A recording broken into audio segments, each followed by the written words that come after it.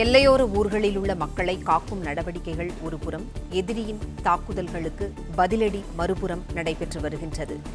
இந்திய ராணுவம் மக்களை காப்பது, எதிரிகளை வேட்டையாடுவது என இரு பணிகளை ஒருசேர முன்னெடுத்துள்ளது. எதிரிகளை வேட்டையாட இந்திய ராணுவம், எல்லை பாதுகாப்பு படையினர் தீவிரம் காட்டி வருகின்றனர். 4 மாநில எல்லைகளிலும் இந்திய ராணுவம் பாதுகாப்பு மற்றும் பதிலடி நடவடிக்கைகளை முன்னெடுத்துள்ளது. எல்லையோர ஊர்களில் உள்ள மக்களை காக்கும் நடவடிக்கைகள் ஒருபுறம், எதிரியின் தாக்குதல்களுக்கு காக்கும் நடவடிக்கைகள் ஒருபுறம், எதிரியின் தாக்குதல்களுக்கு பதிலடி மறுபுறம் நடைபெற்று வருகின்றது. இந்திய ராணுவம் மக்களை காப்பது, எதிரிகளை வேட்டையாடுவது என இரு பணிகளை ஒருசேர முன்னெடுத்துள்ளது. எதிரிகளை வேட்டையாட இந்திய ராணுவம், எல்லை பாதுகாப்பு படையினர் தீவிரம் காட்டி வருகின்றனர். 4 மாநில எல்லைகளிலும் இந்திய ராணுவம் பாதுகாப்பு மற்றும் பதிலடி நடவடிக்கைகளை முன்னெடுத்துள்ளது. எல்லையோர ஊர்களில் உள்ள மக்களை காக்கும் நடவடிக்கைகள் ஒருபுறம், எதிரியின் தாக்குதல்களுக்கு பதிலடி மறுபுறம் நடைபெற்றுக் கொண்டிருக்கின்றது. இந்திய ராணுவம் மக்களை காப்பது, எதிரிகளை வேட்டையாடுவது என இரு பணிகளை ஒருசேர முன்னெடுத்துள்ளது.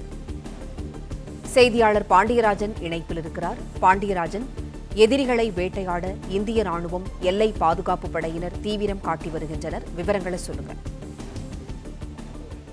பாகிஸ்தான் அனுப்பக்கூடிய ஏவுகணைகளை தடுத்து நிறுத்தி இந்திய மக்களை பாதுகாக்கக்கூடிய பணிகளில் மட்டுமே இந்திய ராணுவம் ஈடுபடாது என்பதற்கு சான்றாக இந்திய எல்லை பாதுகாப்பு படை வீரர்கள் தாக்குதலை தொடங்கியிருக்கிறார்கள் பாகிஸ்தான் மீது. குறிப்பாக ஒப்பந்தம் என்று ஒன்று 5 மணிக்கு பிறகு அவர்கள் நாட்டினரும் கையில் சண்டை போட மாட்டார்கள் என்ற அந்த தகவல் வெளியானது.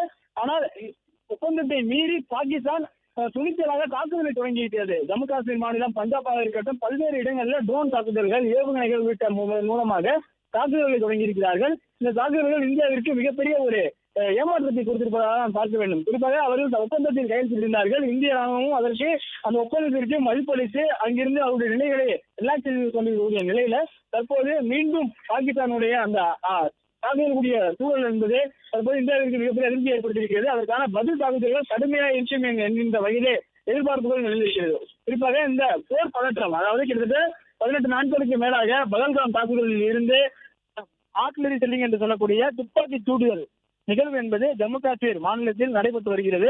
அந்த ஜம்மு காஷ்மீர் மாநிலத்தில் இருக்கக்கூடிய பகுதிகளில் மீண்டும் அந்த ஆர்டிலரி செல்லிங் நடைபெற்றுக் கொண்டே இருக்கிறது. குறிப்பாக போர் நிறுத்தம் என்கின்ற ஒரு அறிவிப்பை 2 நாடுகளும் ஒத்துக்கொண்டது. 2 நாட்டினுடைய ராணுவ உயர் அதிகாரிகளும் அந்த ஒப்பந்தத்தை ஏற்றுக்கொண்டார்கள் என்கின்ற தகவலும் கிடைத்திருந்தது.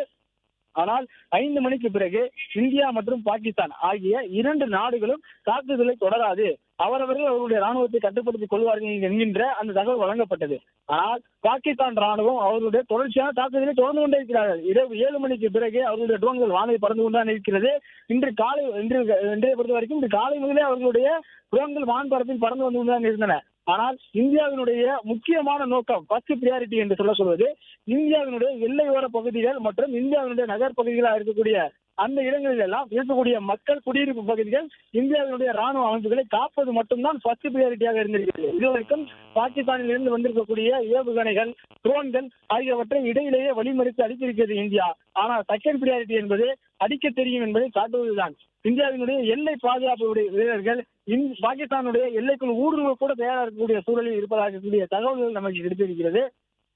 எல்லை பாதுகாப்பு படை வீரர்களை பொறுத்த வரைக்கும் காலையிலேயே சியால்கோட் பகுதிகளில் தாக்குதல் நடத்தியிருப்பதாக தகவல் கிடைத்தது. அதன் பிறகாக இந்த போர் நிறுத்த ஒப்பந்தம் வெளியானதன் பிறகாக அந்த தாக்குதலில் இருந்து பின்வாங்குவதற்கான நகர்வுகளை முன்னெடுக்கும் முன்பே பாகிஸ்தான் அவர்களுடைய ட்ரோன்களையும் அவர்களுடைய ஏவுகணைகளையும் ஏர்கிராப்ட்களையும் அனுப்பக்கூடிய அந்த சூழல் என்பது உருவாகியிருக்கிறது. இந்தியாவினுடைய பல்வேறு மாநிலங்கள்ல அந்த போர் நடவடிக்கைகளுக்கான அந்த முன்னெச்சரிக்கை அலாரம் முடிக்கிறது. கிட்டத்தட்ட 4 மாநிலங்களில் இருக்கக்கூடிய எல்லை பகுதியில் இருக்கக்கூடிய மக்கள் அச்ச உணர்வோடு இருக்கக்கூடிய அந்த காரணமாக இந்திய வானொலி பாதுகாப்பு அமைப்பின் மூலமாக அவரை தடுத்து அழித்துக் கொண்டிருந்தார்கள். ஆனால் இனிமேல் வான்வெளி பாதுகாப்பில் தடுத்து அளிப்பது மட்டும் வேலை அல்ல, ஏறி தாக்குவதும் இறங்கி அடிப்பதும் தான் வேலை என்கின்ற வகையிலே இந்தியா செயல்பட தொடங்கியிருக்கிறது. எல்லை பாதுகாப்பு படை வீரர்கள் பாகிஸ்தானினுடைய எல்லை பகுதிகளில் இருந்து தாக்க தொடங்கியிருக்கிறார்கள். ஆர்டிலரி செல்லிங் என்பது அவர்களுக்கு மட்டும் கிடையாது, இந்தியாவிற்கும் தெரியும். கிட்டத்தட்ட சுதந்திரம் பெற்ற காலத்திலிருந்தே ஒவ்வொரு முறையும் பாகிஸ்தானால் வளர்த்தெடுக்கப்பட்ட பயங்கரவாத தீவிரவாதிகளால் ஒவ்வொரு முறையும் இந்தியா ஒரு மிகப்பெரிய ஒரு இழப்பை சந்தித்திருக்கிறது.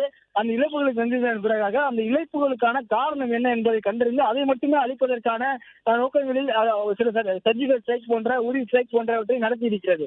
பகல்காம் தாக்குதலின் போது அங்கு அப்பாவியாக இருக்கக்கூடிய சுற்றுலாவிற்காக சென்றிருக்கக்கூடிய பயணிகளை ஆண்களை மட்டும் சுட்டுக் கொண்டு கிட்டத்தட்ட 26 பேரை சுட்டுக் கொண்டிருப்பதன் காரணமாக பயங்கரவாதத்திற்கு எதிரான ஆபரேஷன் சிந்தூர் என்கின்ற நடவடிக்கையை மட்டும்தான் மேற்கொள்ள இருப்பதாகவும், இந்த போர் பாகிஸ்தானுக்கு எதிரானது அல்ல, பாகிஸ்தான் பகுதியில், அதாவது ஆக்கிரமிப்பு காஷ்மீர் பகுதியில் என்று சொல்லப்படக்கூடிய POK என்று சொல்லக்கூடிய பகுதிகளில் பாகிஸ்தான் ஆக்கிரமிப்பு காஷ்மீர் என்ற பகுதி என்று சொல்லக்கூடிய அந்த பகுதிகளில் இருக்கக்கூடிய பயங்கரவாத அமைப்புகள், பாகிஸ்தான் ஆதரவோடு இருக்கக்கூடிய பயங்கரவாத அமைப்புகளுக்கும் இந்தியாவுக்கும் தான் இங்கு இருக்கக்கூடிய பிரச்சனை.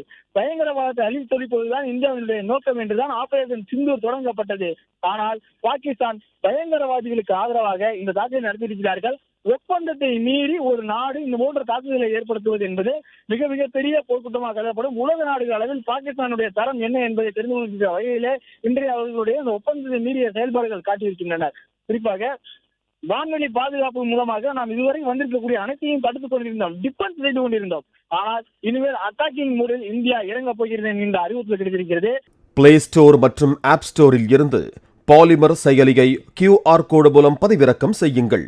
செய்திகளை உடனுக்குடன் பெறுங்கள்.